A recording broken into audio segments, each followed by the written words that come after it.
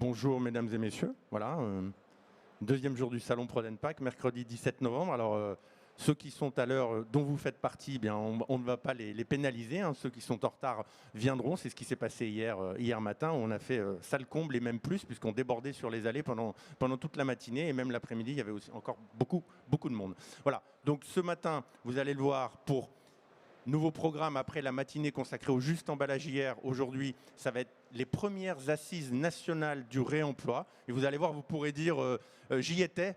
Dans 20 ans, vous pourrez dire j'y étais aux premières assises nationales du réemploi. Non, je plaisante, mais vous allez voir que c'est vraiment très sérieux et que ça prend vraiment forme aujourd'hui en France. Donc vous allez assister à tout ça ce matin, sous tous les angles. On va vous parler de tout ça. Voilà, donc maintenant je vous propose de démarrer, puisque encore une fois, vous avez fait l'effort d'être à l'heure, donc je vous en remercie. Alors bonjour à toutes et à tous, voilà, je commence avec les formes. Merci à vous tous d'avoir fait l'effort de venir ici jusqu'à Lyon sur ProdEnPAC, donc pour assister, encore une fois, je me répète, à ces premières assises nationales du réemploi. Merci aussi à ceux qui nous suivent en ligne sur le site, puisque je vous rappelle que certains nous suivent en ligne, en direct, parce qu'il y a une retransmission en direct de cet événement sur le site. Et je remercie d'ailleurs Nathalie, que je vois là-bas dans le petit coin. Salut Nathalie, qui relaiera donc vos questions, mesdames et messieurs les internautes, qui me les transmettra et que je relayerai auprès des intervenants qui vont se succéder ici ce matin.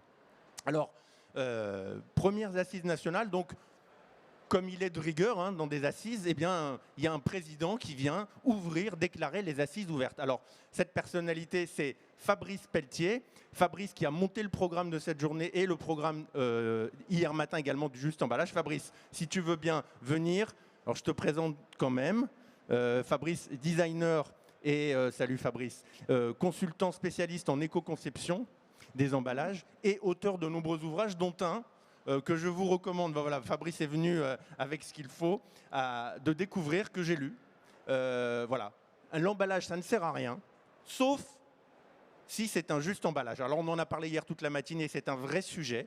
Et donc aujourd'hui, on va encore une fois décliner le sujet sous l'angle donc des assises du réemploi, d'assises nationales du réemploi. Donc Fabrice, c'est à toi. Merci Olivier. Il m'a nommé président, mais je ne sais pas de quoi. Oh, il y a toujours un président dans des assises, Fabrice. Ouais, mais bon, président de quoi?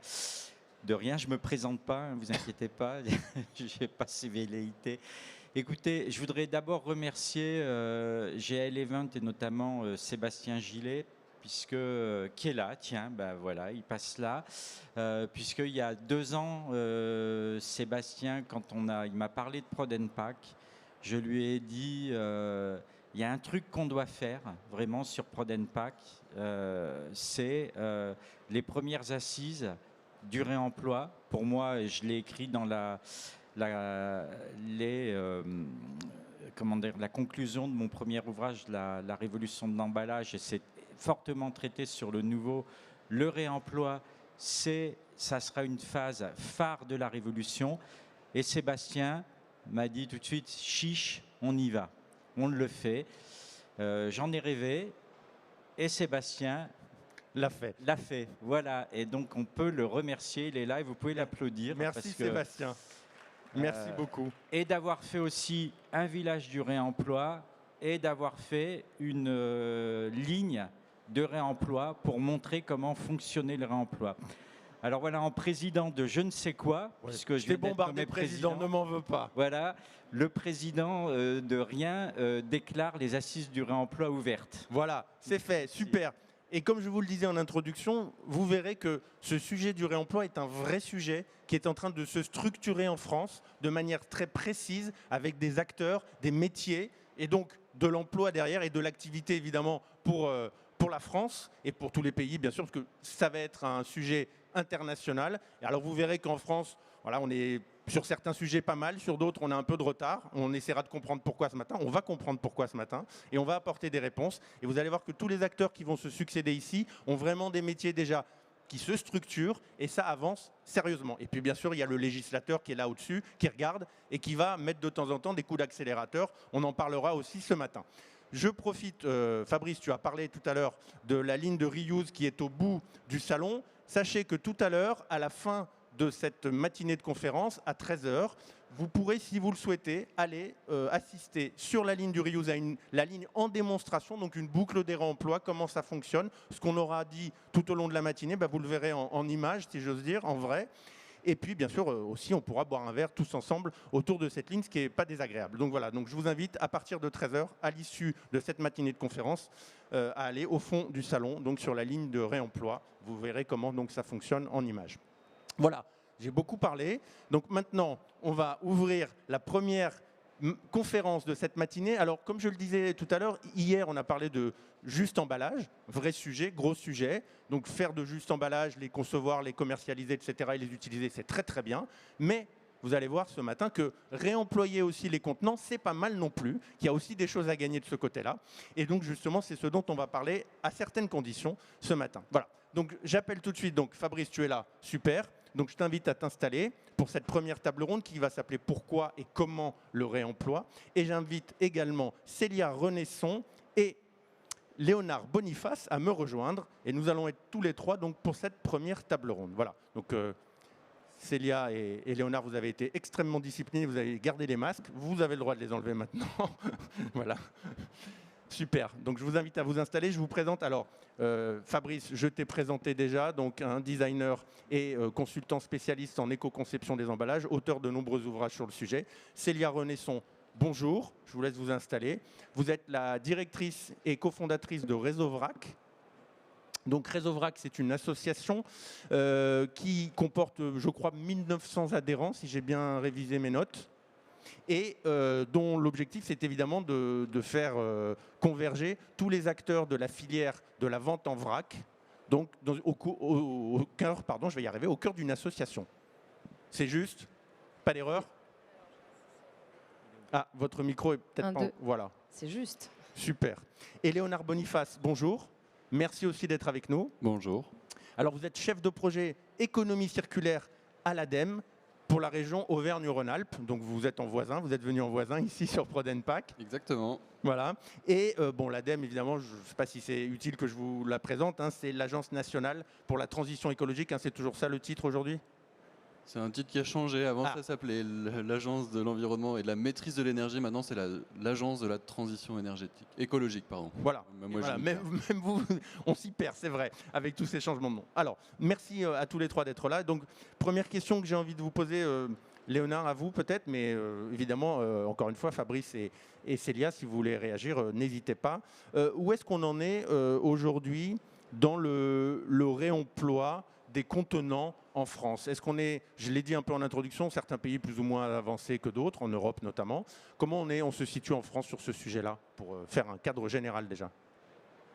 Alors, pour faire un cadre général, on n'est pas les plus avancés d'Europe.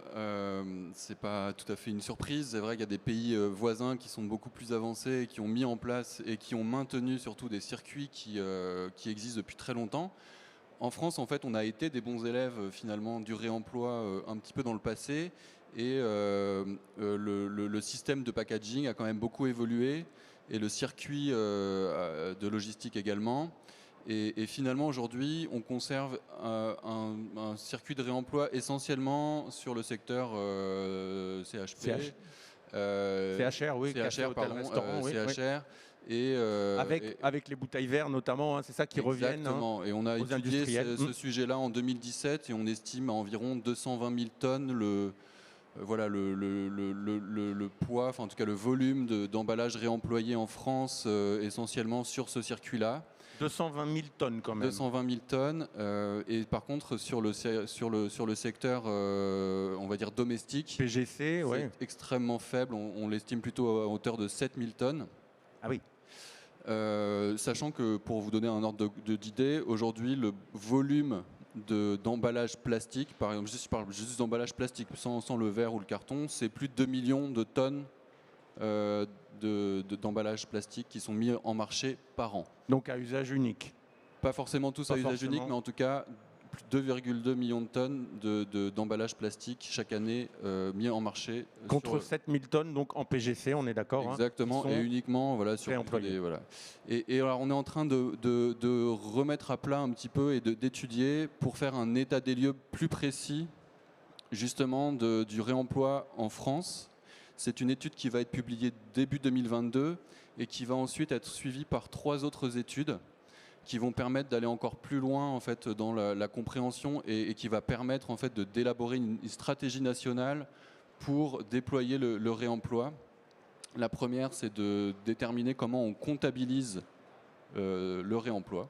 C'est-à-dire qu'il y a un problème de définition déjà. Bien Je sûr, vois que Célia acquiesce. C'est pas si évident en fait de qualifier ce qu'est un emballage réemployé ou ce qu'on entend C'est par quoi? C'est le réemploi. nombre de cycles que le contenant effectue pour qu'on dise oui, là il est réemployé ou c'est pas ça? Ça fait partie du sujet qu'il faut étudier. Okay. Voilà. Une deuxième étude qui va travailler sur les marges de progression sur les couples produits-emballage. D'accord. Donc de façon très sectorielle en fait pour qualifier et évaluer quelles sont les marges de progression pour chaque couple produit-emballage. Et la dernière, c'est sur l'étude du bilan environnemental du réemploi, en particulier celui du verre. Voilà. D'accord, oui, donc vaste sujet. Ça fait partie de l'observatoire, c'est l'issue de l'observatoire du réemploi. Non, rien à voir que l'ADEME a mis en place cet automne avec déjà de premières réunions. On en reparlera peut-être un petit peu après. Non, là, pour l'instant, c'est vraiment c'est dissocié. C'est dissocié et c'est vraiment pour élaborer cette stratégie nationale du réemploi. Enfin, ça s'inscrit bien sûr, il y a des liens. Mais aujourd'hui, voilà, ces travaux sont lancés alors que l'Observatoire du réemploi n'est pas tout à fait encore mis en place. Et l'Observatoire du réemploi ne s'intéresse pas uniquement au réemploi des emballages. D'accord, ok. Voilà. Ces études, parce que j'ai vu que tout le monde prenait des notes très sérieusement, vous pouvez nous dire, donc vous avez dit début 2022, qui participe à ces études et quand les résultats seront-ils diffusés pour la première des études déjà? Déjà, début 2022, on espère diffusion. En février, diffusion de l'état des lieux du réemploi en France. Sous quelle forme? Ce sera téléchargeable sur le site de l'ADEME? Toujours, toutes les études de l'ADEME sont téléchargeables sur le site de l'ADEME et on en fera certainement une publicité. Ces études, elles ont pour vocation justement à associer l'intégralité des parties prenantes du système et également les parties civiles, je ne sais pas comment on dit, oui. le public, enfin en tout cas la société civile, pardon, c'est ça que je cherchais. Donc voilà, et donc les 3 autres études que j'ai citées, elles vont être publiées certainement courant 2022. D'accord, donc vous emparez du sujet très sérieusement. C'est le législateur derrière qui pousse en disant voilà, le réemploi, là il faudrait s'y intéresser. Il y a un vrai sujet derrière. Vous disiez les autres pays, après je vais faire réagir Fabrice et Célia aussi sur le sujet. Évidemment, on a 2 lois importantes. On a la loi anti-gaspillage pour l'économie circulaire qui établit très, très clairement des objectifs sur ce sujet-là. Donc 5% en 2023, 10% en 2027. De contenants réutilisés. Exactement. D'accord. Tout circuit confondu. Oui, Fabrice voudra réagir. Oui, alors peut-être Fabrice, vas-y, en direct. Non, parce que tu viens de prononcer le mot de contenants réutilisés. Et je pense que la première chose à faire, même si les études et même si les définitions n'ont pas été données, j'en parle dans le bouquin, c'est de faire la différence entre un contenant réutilisé et un emballage réemployé. C'est déjà, à mon sens, assez clair quand on lit les textes de loi et qu'on essaie de ne pas être partisan. Le réemploi et la réutilisation, ce n'est pas la même chose. D'accord. La réutilisation, elle existe depuis 1994, puisqu'on disait, depuis même dans mon premier bouquin en 2007, Éco-design chemin vertueux, je parle des 3 R, et je parle déjà des 3 R. Il y a réduire, réutiliser, recycler. Réutiliser un emballage, c'est prendre un emballage qui était sur le marché, c'est le consommateur qui fait la réutilisation, prend son pot de confiture, il met des cacahuètes dedans, il met ses crayons, il met... c'est du détournement d'emballage. C'est pas du détournement. D'un déchet. C'est un déchet d'emballage avant d'aller l'amener au recyclé. Il le réutilise et il peut le réutiliser pour... C'est le consommateur qui le fait, c'est de sa responsabilité. Le réemploi dans les 3 R, c'est-à-dire les nouveaux 3 R de la loi AGEC, le décret 3 R, réduire, réemployer, recycler, on ne parle plus de réutiliser, on parle de réemploi. Et le réemploi, c'est un système... Un écosystème, ça sera l'objet d'une des tables rondes de ce matin. Industriel, c'est-à-dire que vous faites un emballage, vous avez un emballage qui est réemployable, qui a des fonctionnalités qui restent encore à définir. Il y a plein de travaux. Je vois que Sophie est arrivée, elle nous en parlera. Sophie Nguyen de Citeo, elle nous en parlera. Absolument, absolument. Son train est enfin arrivé. Voilà, il a été stoppé sur les voies, vous savez tout. C'était quoi, un sanglier, tu sais pas. Bon, en fait, le TGV a percuté quelque chose, peut-être un emballage. Un gros alors. Un gros, ouais. Et donc, pour revenir, le réemploi, c'est un emballage qui a la capacité d'être rempli pour utiliser pour la même fonction. C'est-à-dire, mon emballage de confiture va arriver chez le consommateur, va pouvoir repartir chez son remplisseur, chez l'industriel, son metteur ou un autre marché, d'ailleurs qui fait la même chose. On en parlera tout à l'heure. Gros débat. Si c'est un, voilà, on anticipe les sujets. On est en train de vous spoiler, comme disent les jeunes, déjà la suite de la matinée. Pour que tu compliques pas les choses. L'emballage va repartir, il va passer par une case lavage en externe ou en interne et il va resservir à la même fonction. C'est très clairement montré dans l'espace juste emballage. Arrêtons de confondre le réemploi et la réutilisation. La réutilisation est une affaire de consommateur. Le réemploi est une affaire d'industriel. Et d'organisation et de boucle des réemplois. Et voilà. Célia, vous vouliez préciser. Allez-y. Merci Fabrice. En fait, tu m'as mis le pied à l'étrier. Je ne pensais pas du tout en parler tout de suite. Mais effectivement, voilà, il y a un certain nombre de sujets en ce moment qui découlent en fait du décret 3R, notamment la stratégie 3R, le projet de décret d'emballage réemployé, voilà, dont on a parlé. Notre association Réseau Vrac fait partie de ces travaux et on assiste en fait à une confusion de certains termes dans ces travaux au niveau des différents services du ministère de la Transition écologique qui aujourd'hui doivent être clarifiés. Sinon, on n'arrivera pas à obtenir ces objectifs. On va créer de la confusion, voire de la contre-productivité. Et les trois choses voilà, qu'il faut avoir à l'esprit, c'est que dans ces travaux-là, il faut absolument faire la distinction entre réutilisation et réemploi, mais également entre emballage et contenant. On a amené en fait l'année dernière dans la loi anti-gaspillage pour une économie circulaire la notion de contenant. Pour autant, elle n'est pas forcément définie clairement. Et elle doit avoir une existence propre à côté de la notion d'emballage. Et enfin, on doit aussi inclure la notion de contenant dans la REP, qui aujourd'hui n'est pas le cas. Et ça, aujourd'hui, ce sont on parlera tout à l'heure, des problématiques voilà, qui doivent être mises à l'ordre du jour et qui sont véritablement importantes pour nos objectifs à atteindre. Et alors, juste deux mots, Célia, sans rentrer trop dans les détails, néanmoins, vous l'avez dit, la différence entre emballage et contenant en quelques mots, parce que c'est essentiel, hein, le public, voilà, là on leur a appris ce que c'était que la différence entre réutilisation et réemploi, contenant, emballage. Alors, Célia, et après tu pourras poursuivre. Tu fais l'emballage et je fais le contenant, si tu veux. Votre numéro est bien rodé, hein, chapeau. Je fais les deux, Célia. Célia, vous pourrez rajouter quelque chose. Mais le contenant n'est pas un emballage parce qu'il ne va pas assumer les fonctionnalités d'un emballage. Ce n'est pas une unité de vente fermée. D'accord.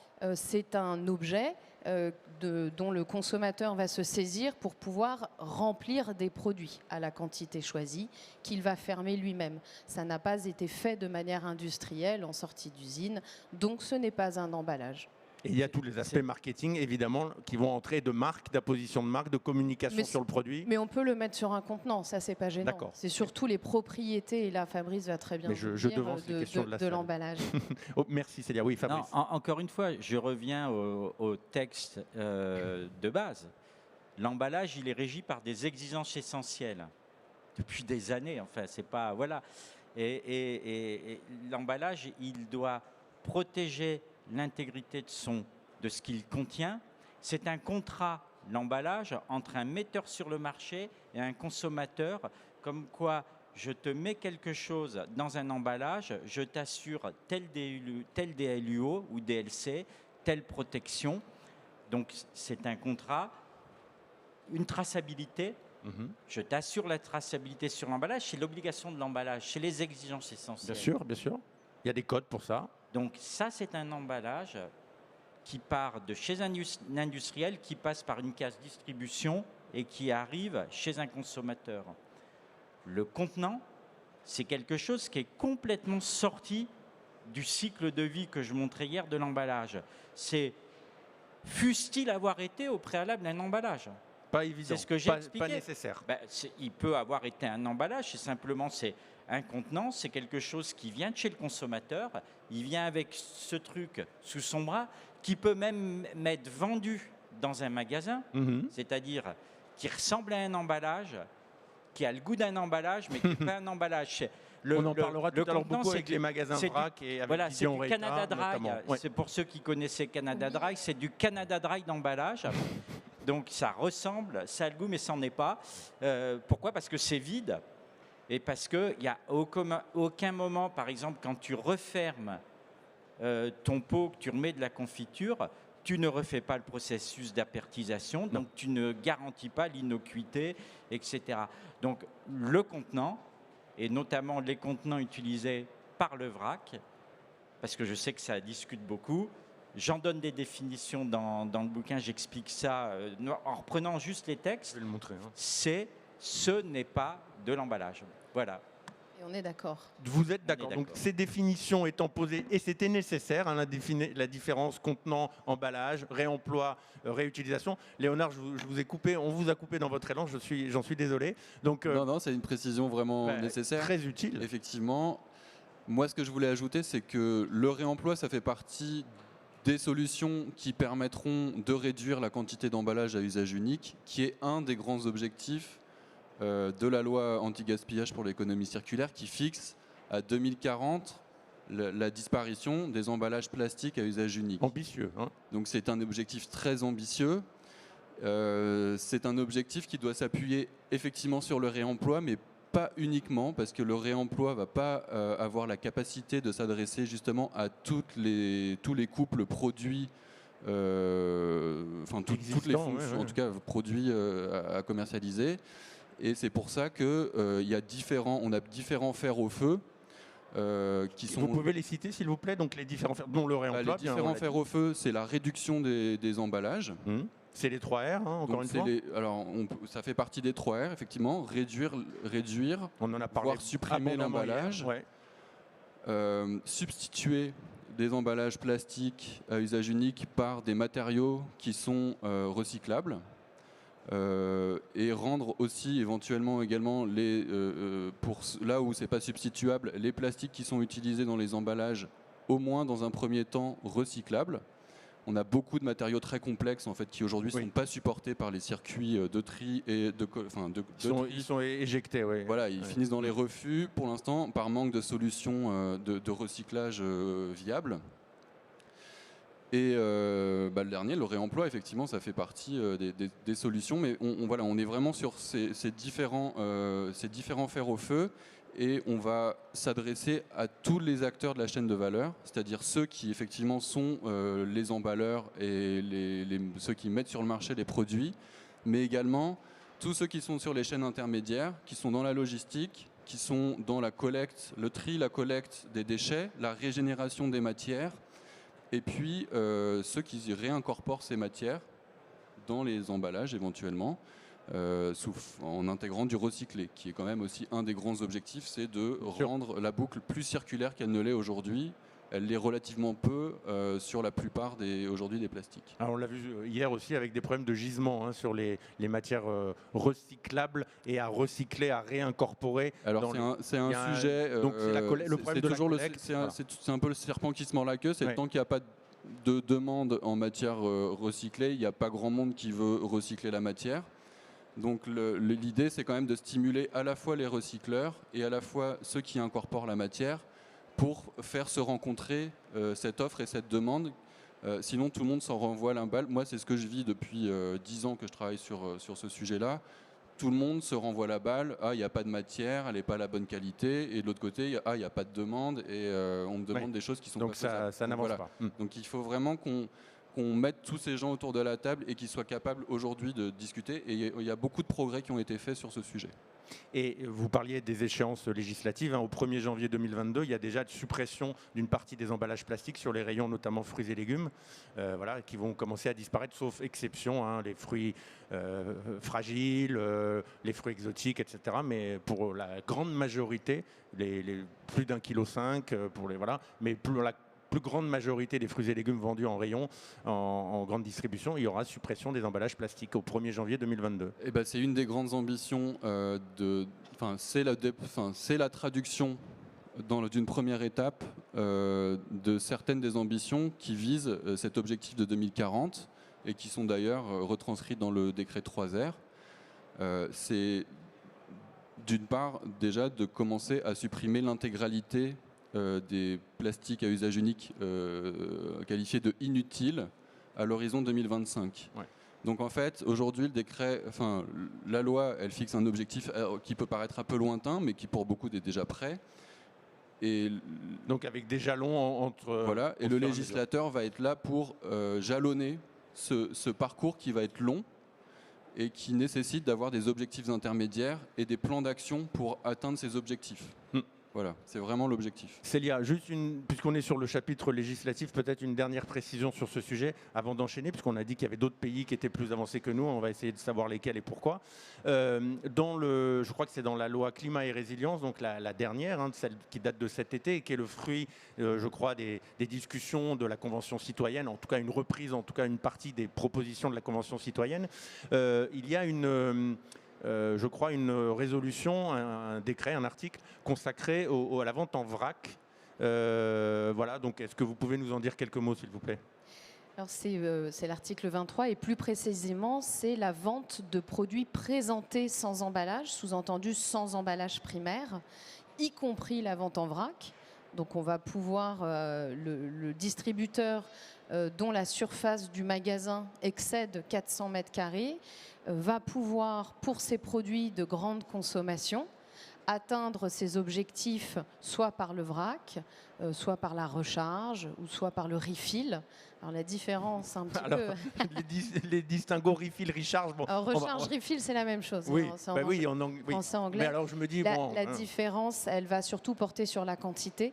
D'accord. Donc en fait, le distributeur va pouvoir, au rayon fruits et légumes, service à la coupe, et également les rayons vrac traditionnels, atteindre ses objectifs si et seulement si il propose au client d'apporter son contenant ou il met à disposition un contenant réutilisable ou réemployable. Et, excusez-moi, je vous interromps, quelle est la différence avec ce qui existe déjà dans les magasins, dans les hyper et super? On a déjà beaucoup de rayons vrac qui se sont installés, on va dire ces 5 dernières années, se sont multipliés.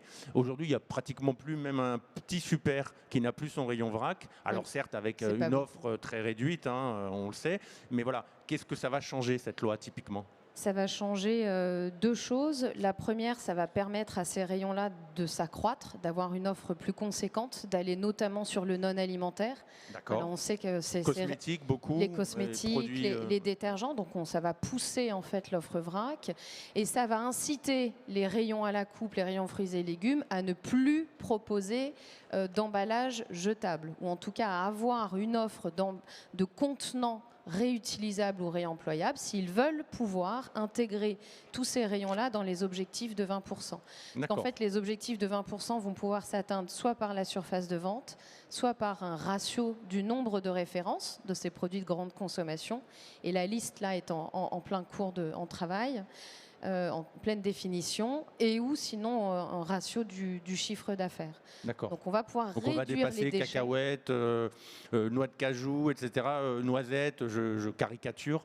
Mais qui et vous allez souvent pouvoir aller à votre offres. service à la coupe avec votre contenant, on va pouvoir vous en proposer un. Donc on va aussi pouvoir réduire les déchets d'emballage à ce niveau-là, puisqu'aujourd'hui vous avez des sachets Kraft pour faire vos courses en vrac au rayon fruits et légumes. Ce n'est pas un contenant réemployable ou réutilisable. Voilà. Nous sommes d'accord. Maintenant, c'est clair.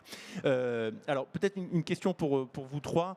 Évidemment, on est sur ces assises du réemploi. Donc, alors vous l'avez dit un petit peu déjà, Léonard, tout à l'heure, qu'est-ce que le réemploi finalement? Qu'est-ce qu'on peut en attendre? Alors, je dirais en termes écologiques, environnementaux, bien évidemment, mais aussi en termes économiques. Est-ce qu'il y a des gains à attendre pour l'économie? Et est-ce que finalement, alors ça sera peut-être plus l'objet de la table ronde suivante et surtout de celle d'après, mais même en termes social, finalement, en termes de création d'emplois pour l'économie, est-ce qu'il y a des choses à attendre de ces fameuses boucles des réemplois, etc. Qu'est-ce qu'on peut espérer du réemploi sur tous les plans?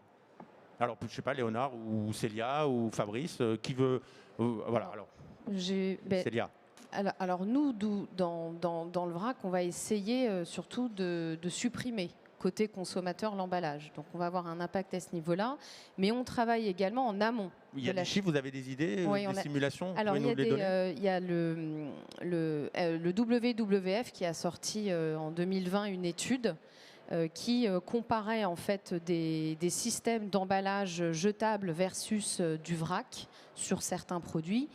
Et d'essayer de mesurer les impacts environnementaux. Par exemple, un flacon de gel douche que je viens réutiliser ou réemployer versus jeter.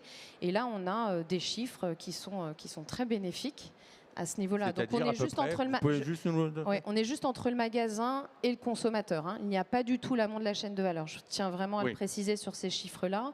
Eh bien, alors pour le flacon de gel douche, ils ont mesuré qu'ils pouvaient réduire de 90% les déchets d'emballage à ce niveau-là, mais également un impact d'un point de vue émission de CO2 et de consommation d'eau.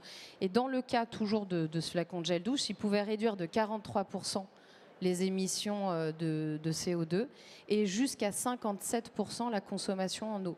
Donc, et vous avez raison d'insister sur l'eau parce qu'on parle beaucoup du CO2, c'est très à la mode, mais l'eau, ça sera sans doute la grande bataille du 22e siècle. Voilà, la pénurie d'eau sur Terre, effectivement, économiser l'eau, ça va être un vrai souci. Donc ça, c'est le côté consommateur. Donc on peut avoir ces bénéfices-là. Et au niveau de la filière de la vente en vrac, voilà, on sait que, on ne pourra pas se passer d'emballage. Le produit du champ jusqu'au magasin ne va pas se télétransporter. Donc on va en avoir besoin. Mais on s'est interrogé depuis le début en se disant, mais comment on peut travailler pour que ces emballages que nous on appelle amont puissent être réduits ou le plus vertueux possible. Et partant de ce constat-là, on a mené une expérimentation cette année. Je sais qu'on va en parler dans les autres tables rondes, donc je ne vais pas tout dévoiler. Mais une expérimentation qui a permis sur 9 commerces en Île-de-France de faire en sorte que ces commerces-là se fassent livrer non plus dans des emballages de gros conditionnement jetables, mais dans des bacs qui allaient être... C'est l'amont, on est d'accord, c'est industriel, magasin. Okay. Parce que le réemploi peut être à ces deux niveaux-là. Donc là, on vient d'en parler côté conso, mais en amont également, qu'est-ce qui se passe? Et donc, du coup, ce test nous a permis de pouvoir réemployer des bacs. On a réussi à faire une boucle complète, c'était environ 161 bacs. Et là aussi, de pouvoir obtenir un certain nombre d'indicateurs. Alors, c'est une étude que l'on a menée nous-mêmes, donc elle peut avoir clairement ses limites. Mais on a réussi à diminuer de 25% les émissions de CO2. Et on est même monté à 40% parce qu'on a fait appel à un transporteur propre. Donc on a utilisé... C'est un jugement de valeur ou... Non, je plaisante. Qui roulait, en tout cas qui ne roulait pas au diesel. Et donc on est monté jusqu'à 40% des réductions d'émissions à CO2 dans cette boucle-là. Mais sinon, en comparatif, système d'emballage jetable versus ces bacs, moins 25% de CO2. Et également une réduction de la masse d'emballage. Et là, on a réduit de 55%. C'est significatif. Voilà, donc c'est intéressant. Donc on peut le travailler à ces deux niveaux-là, en amont et en aval. Et juste avant que je te donne la parole, Fabrice, ce test, il s'est fait, vous l'avez dit, sur 9 magasins. C'était où, dans quelle région et combien de temps? Alors, Île-de-France, 3 mois, une vingtaine d'acteurs concernés, que ce soit des logisticiens, des transporteurs, des fournisseurs, une marketplace, etc. Et notre association, ça a mobilisé 20 acteurs, 9 magasins. C'était à peu près 800 kilos de produits qui ont circulé à ce moment-là. C'était une vingtaine de références produits qui ont été testés. Donc c'était tout petit. Ouais. Ça a été fait avec les moyens du bord, hein, ça a été que du bénévolat. Mais vous et avez de fait la l'investissement. Mais on voulait tester qu'en fait, déjà, ça fonctionnait, et deux, qu'on pouvait espérer avoir des indicateurs environnementaux positifs. Et maintenant, il nous reste à trouver le modèle économique. Mais voilà, on a mis le pied à l'étrier et maintenant, il faut y aller. Maintenant, il faut déployer. Oui, Fabrice, pardon. Non, moi, je veux répondre à la question en mettant deux casquettes. Mes deux casquettes. Ma première casquette depuis le siècle dernier, de faire de l'éco-conception des emballages. Pourquoi je fais de l'éco-conception des emballages? Et ma deuxième casquette d'élu local et de membre d'un bureau de CITOM qui s'occupe de la gestion des déchets. Donc je m'occupe réellement de l'emballage depuis des années, du berceau à la tombe. Je ne me contente pas d'habiller le mort, je le traite. Donc, soyons bien clairs là-dessus. Alors ma casquette d'éco-conception, pourquoi? Parce que j'ai la certitude, et puis je ne peux pas vous dire que la manière dont nous consommons aujourd'hui les matériaux d'emballage n'est absolument pas viable. On va vers d'ailleurs plus que des pénuries. On sait que pertinemment qu'aujourd'hui, 3 des principaux matériaux d'emballage, voire 4 des principaux matériaux d'emballage qu'on utilise ne seront plus disponibles à la fin du 21e siècle. Alors moi, je ne serai plus là, hein, limite on s'en fout, mais bon, j'ai des enfants qui auront peut-être des petits-enfants, je ne suis pas encore grand-père, donc j'aimerais quand même qu'ils aient ça. Donc il y a cette nécessité de réduire notre consommation de matériaux d'emballage. C'est pour ça que moi, je vais beaucoup plus loin. Quand on dit oui, interdiction en 2040 des emballages inutiles à usage unique, plastique, moi j'enlève le mot plastique. Moi, c'est l'emballage à usage unique. Je ne veux pas l'interdire, je veux le limiter à sa stricte nécessité et quand il est indispensable et nécessaire. Il est indispensable et nécessaire pour un certain nombre de produits, et c'est le produit, c'est le contenu qui définit la nécessité, c'est-à-dire la protection du contenu qui a souvent un impact environnemental plus fort, largement plus fort que l'emballage, et c'est ça qui nécessite l'impérative nécessité de l'emballage à usage unique. Et donc, il faut... Tu peux citer juste une famille de produits? C'est quoi des produits détergents, certains produits frais, certainement pas les détergents. Certains produits frais alimentaires périssables. Dans des régions où tu n'as pas forcément de frigo, où il faut les acheminer, etc. L'emballage a une véritable, c'est ce que je dis, fonctionnalité. D'accord. Ça, c'est la première chose. Donc, moins d'emballage à usage unique pour préserver nos ressources. Fussent-elles renouvelables, hein, le truc magique, le machin qui pousse, non. Même ça, il va falloir faire attention. Et après, j'ai ma deuxième casquette pour répondre à ça, c'est que moi, on me demande... Je le rappelle, CITOM, élu local. Ma casquette du mec qui ramasse les poubelles, parce que c'est un peu ce que je fais, hein, donc qui ramasse les poubelles et qui doit les traiter, je vois ce qui part à l'incinération dans la vallée de l'Arve. Hein, je suis vallée du Mont-Blanc, donc une des vallées les plus polluées de France, donc on connaît. Donc nous, la seule stratégie qu'on a pour régler le problème de nos déchets, c'est la réduction. J'en ai pas d'autres, hein. Même si on met des trucs recyclables, il faut que ce soit recyclable et tout, mais c'est la réduction des déchets. Et pour moi, la réduction des déchets d'emballage, un des meilleurs vecteurs de la réduction des déchets d'emballage, c'est le réemploi. Parce que, en fait, si l'emballage pour le même produit sert 10 fois, ça veut dire qu'on m'en ramènera... On en produit 10 fois moins. On m'en ramènera... Oui, alors on en produit 10 fois moins, mais surtout, moi, on m'en ramène 10 fois moins. On en transporte moins. Donc, j'ai pas à les récupérer, j'ai pas à les trier, j'ai pas à les recycler. Je les recyclerai qu'à la 10e, voire 20e utilisation. Donc, le réemploi, comme toutes ce que vous disiez tout à l'heure, comme les autres, mais dont les autres. Mais voilà, moi, la vertu du réemploi, c'est ce que j'attends du réemploi. Économie de mes ressources et Limitation. Et limitation, gestion de mes déchets. Voilà, bon, moi c'est mon combat, hein. On n'est pas tous obligés de le partager. Alors, C'est ce vers quoi je me suis depuis Destiné. le siècle dernier destiné. Voilà. Léonard, oui. Alors, même question, donc les bénéfices du réemploi. Et j'ai envie de dire, est-ce que vous pouvez aussi commencer à répondre à cette question? Est-ce qu'il y a d'autres pays, vous avez dit, on n'est pas les plus avancés en France, hein. On a été pas mal et on a été bien et on est moins bien. Et quels sont les pays qui font mieux et pourquoi? Alors, j'ai pas. Alors, je sais que ça va peut-être paraître difficile à entendre, mais j'ai pas de réponse brute à dire le réemploi, dans tous les cas, c'est la pierre philosophale. Voilà, je pense que je abonde totalement dans ce qui vient d'être dit et que un emballage réemployé, le plus de cycles possible, ça va réduire d'autant la quantité d'emballage qui sera mis éventuellement à la poubelle et incinéré. Donc Alors, je suis totalement question d'accord. piège que j'ai à vous poser, excusez-moi, je vous interromps. Est-ce qu'on a une idée déjà du nombre de cycles à partir duquel ça devient intéressant? Eh ben justement, c'est propre. Question que vous alliez C'est propre traiter. à chaque. En fait, c'est Ouais. propre à chaque couple emballage produit. Ok.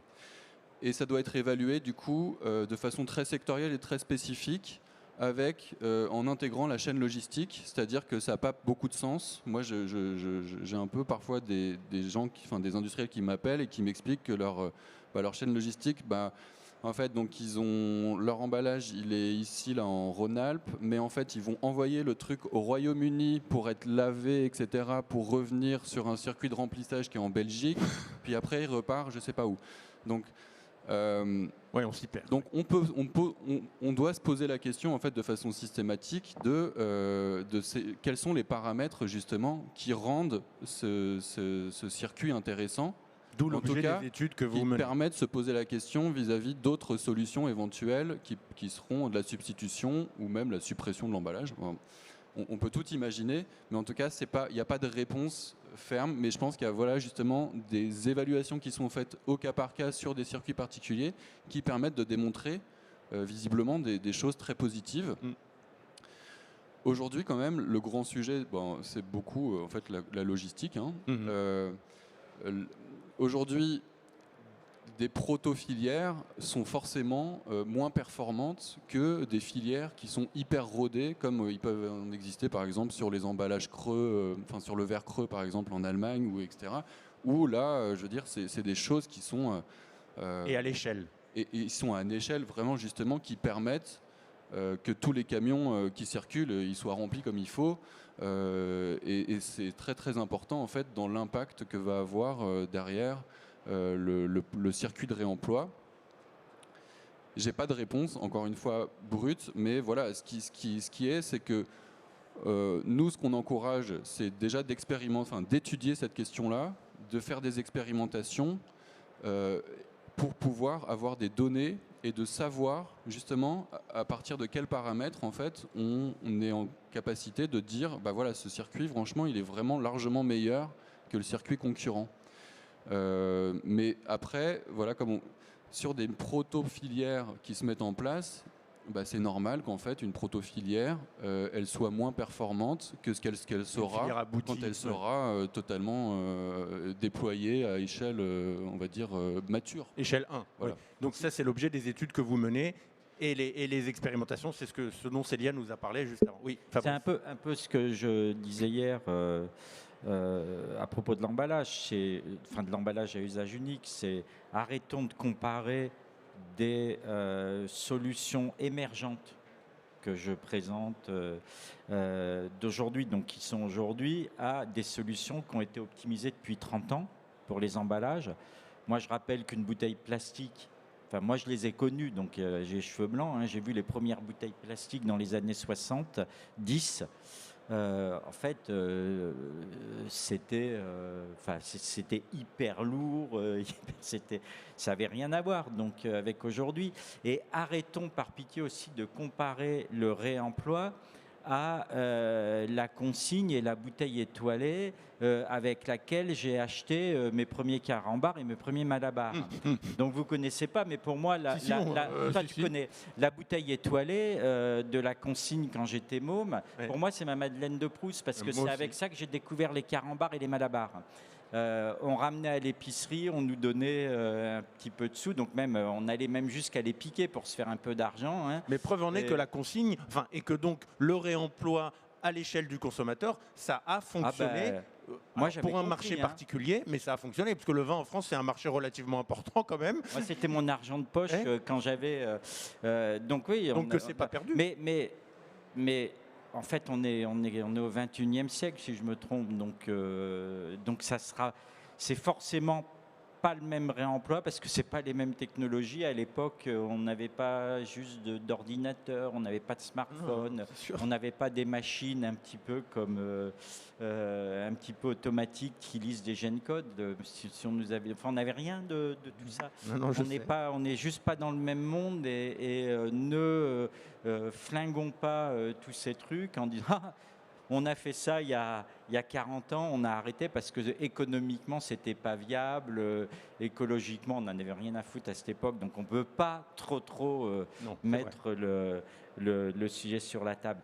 Non, je pense qu'effectivement, on est dans un monde où les jeunes vont tout faire et tout est à faire. Et voilà. Et il y a un vrai potentiel. Et puis comme tu le dis, il y a une habitude culturelle parce que ceux qui ont connu la bouteille étoilée sont encore pour certains vivants. Et puis ceux qui ont connu. Il y en a de moins en moins quand même. Voilà. Donc mais c'est vrai que ça a été une habitude culturelle en France pour un marché capital qui est le marché du vin, donc de grande consommation. Donc on ne parle pas simplement du B2B dont on a parlé tout à l'heure, dont Célia et Léonard ont parlé, à savoir effectivement le circuit des cafés, hôtels, restaurants qui, eux, sont habitués à cette discipline de retourner les bouteilles en verre après utilisation, etc., aux industriels. Même au niveau du consommateur français, ça s'est fait, et à une grande échelle, sur un marché très important, donc pourquoi pas ? Ce qu'il faut dire, c'est qu'à l'étranger, dans les pays scandinaves ou en Allemagne, c'est des choses qui sont totalement dans les mœurs. Alors dites-nous en 2 mots comment ça fonctionne.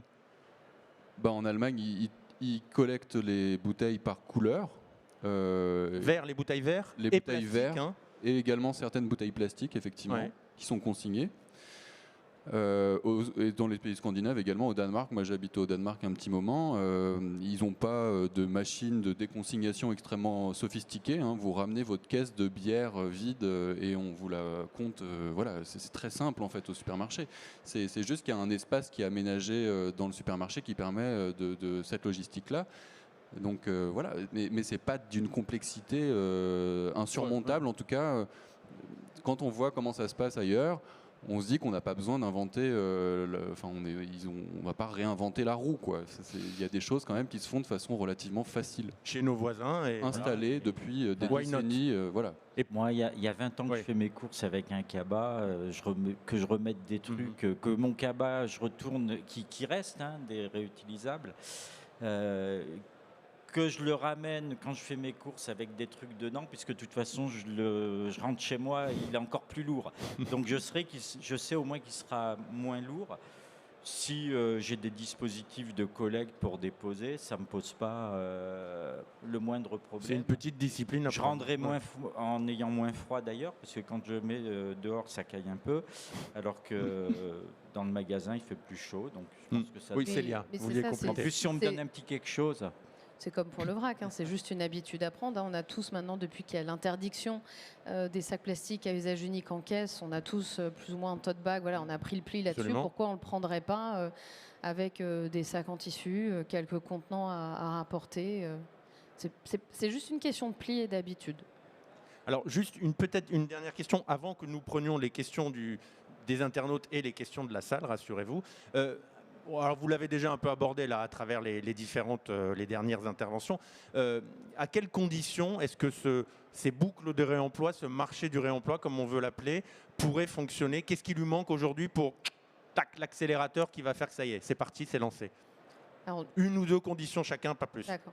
Alors, moi, je dirais côté, en tout cas pour notre filière, mais c'est valable, je pense, c'est la standardisation, la notion de standardisation. On va en parler, ça va être l'objet d'une des contenants. On le voit, on teste beaucoup de choses et les matériaux aujourd'hui ne sont pas forcément adaptés au réemploi ou à la réutilisation. D'accord. Le format, la forme aussi des contenants, la taille du goulot, des choses comme ça, et la notion de traçabilité. aussi. Voilà, on l'observe. Il faut qu'il y ait un système de traçabilité pour l'alimentaire, le non-alimentaire, voilà, qui soit établi. Et ce que je disais auparavant, la non-confusion des termes, l'existence d'une définition claire de ce que c'est qu'un contenant et l'intégration de ce contenant dans la notion de REP. Voilà, pour moi, D'accord. à minima ça. Après, j'en ai plein d'autres, mais je vais laisser Mais non, mais effectivement. les autres je sais pas, parler. alors, Léonard, allez, hop. Alors, moi, je pense qu'il y a vraiment la nécessité déjà de faire justement ces preuves de concept d'une certaine façon. Donc, il y en a déjà beaucoup qui ont été faites. Et nous, on encourage vraiment les industriels à faire les expérimentations nécessaires, à faire ces preuves-là, et ensuite à les déployer à échelle 1. Et j'en profite du coup pour parler de cet appel à projet. Absolument, allez-y. Oui. Qui s'appelle Réduction, réemploi et substitution d'emballages et contenants plastiques, qui a, alors, le réemploi est l'un des axes de cet appel à projet.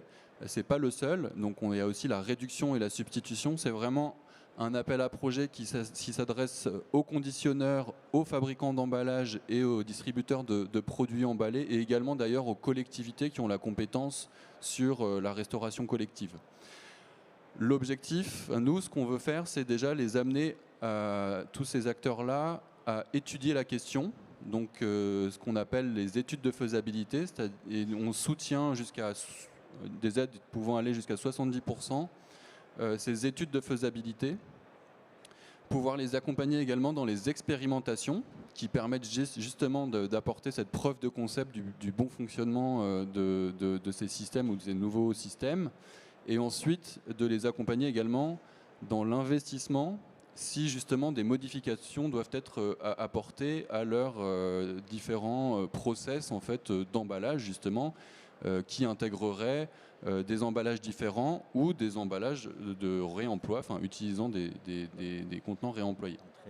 Donc voilà, j'en profite, c'est un dispositif qui est assez bien doté, qui par le plan de relance. Et donc, je ferai un petit tour après des différents stands pour en faire la publicité. Bien sûr. Mais voilà, si en tout cas vous vous posez des questions, c'est vraiment une opportunité à saisir parce que voilà, c'est quand même très très largement doté par le plan de relance avec des taux d'aide qui vont, comme je l'ai dit, jusqu'à 70% pour les études et les expérimentations et jusqu'à 55% pour les investissements. Et ça s'adresse à tous les types d'emballages, c'est-à-dire les emballages primaires, secondaires et tertiaires.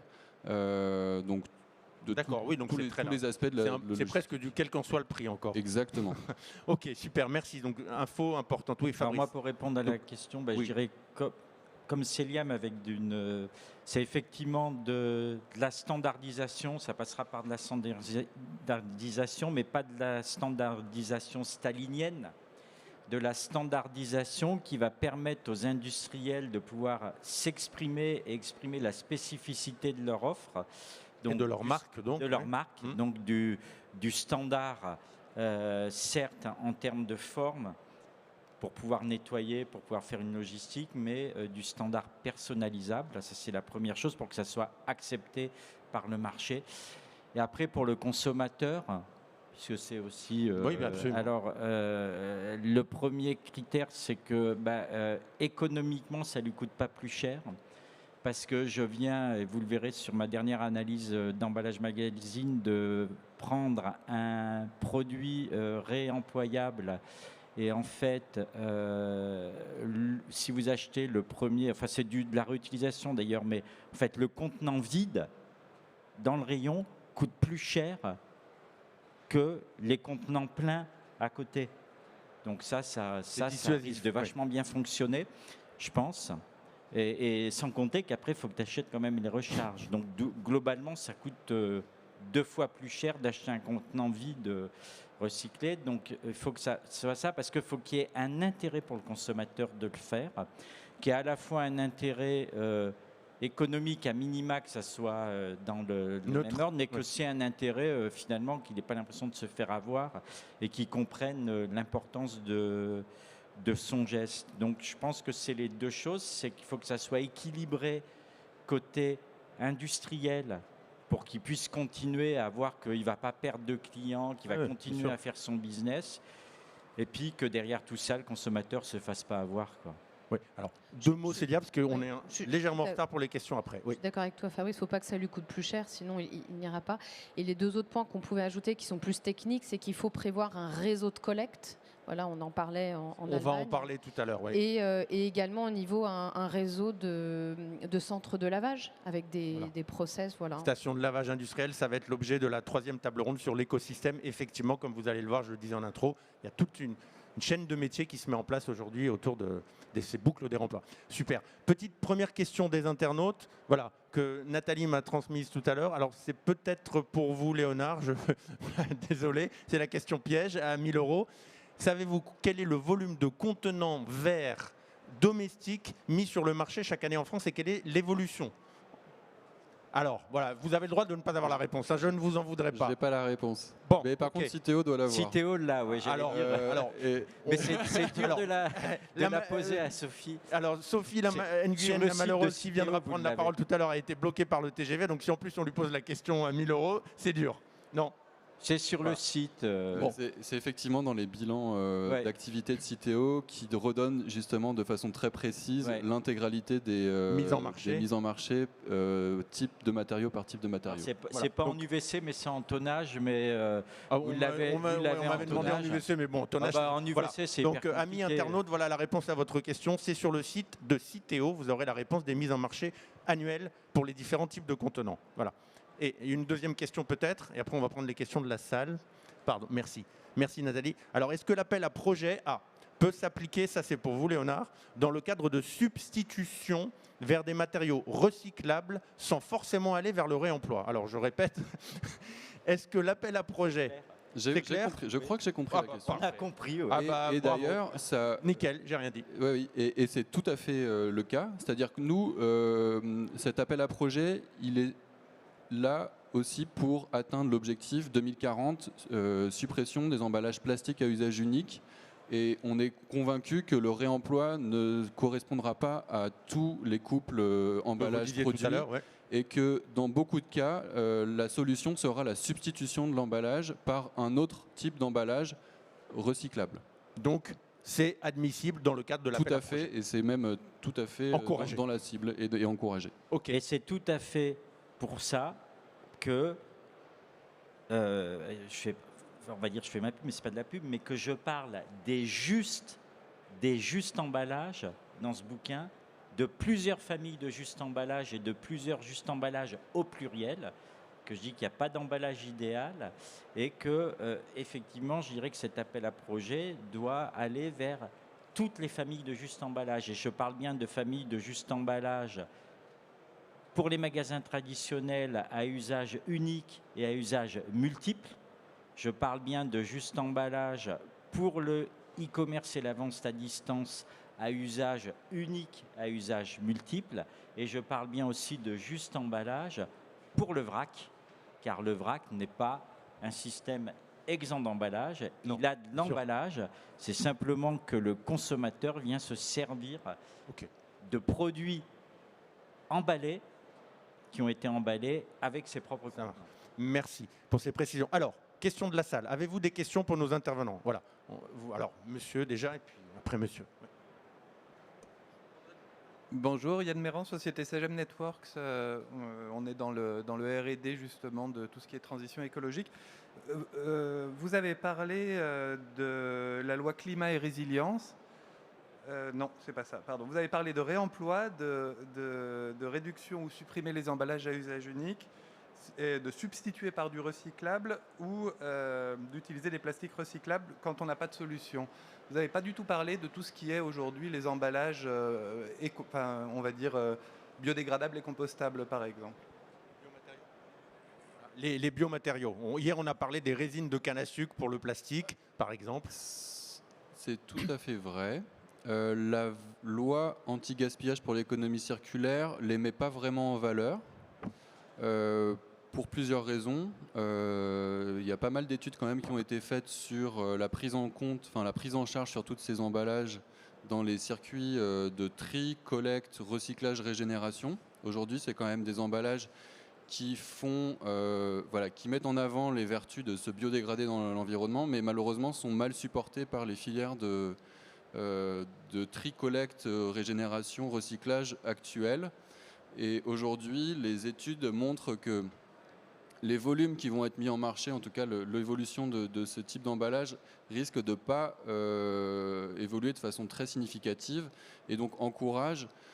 Aujourd'hui, ce qu'on encourage, c'est que les industriels qui souhaitent mettre sur le marché ce type d'emballage envisagent également la prise en charge en fin de vie de ces emballages, parce qu'aujourd'hui, il n'y a rien qui est prévu par justement ces industriels qui en font la promotion pour le faire. Donc effectivement, pour l'instant, c'est pas très poussé. Il y a une étude qui doit être réalisée par l'ANSES, qui doit d'ailleurs être remise, je crois que c'est au Parlement. C'est d'ailleurs une des requêtes de la loi anti-gaspillage pour l'économie circulaire, pour justement faire un peu le point sur stop ou encore, en fait, sur ce type de matériaux. En plus, il y a des interrogations qui pèsent sur la filière amont, la production. Voilà, il y a plein de questions qui se posent. Moi, j'ai travaillé longtemps sur les biosourcés. Je sais que ce sujet de fin de vie a été juste balayé d'un revers de main de façon assez systématique par les producteurs de matériaux. Aujourd'hui, c'est un vrai sujet on le voit de plus en plus, c'est le gros sujet, quoi. C'est-à-dire, on n'est pas là pour faire des matériaux qui vont finir dans la... Ce qu'on incite, c'est le geste de tri. Et le geste de tri, il doit participer à collecter des matériaux qui ensuite finiront dans des filières de recyclage. Voilà, on n'est pas... Oui, là je vais prendre... Je reprends ma casquette d'ordure. C'est que nous, par exemple, on a purement et simplement dit à nos citoyens des vallées du Mont-Blanc d'arrêter de mettre des emballages dits biodégradables, hein, même s'ils ont leur certificat, et même des home compost dans les bacs de compostage, parce que dans la réalité de la vraie vie, ça ne fonctionne pas. Ça ne marche pas, il nous reste toujours plein de choses.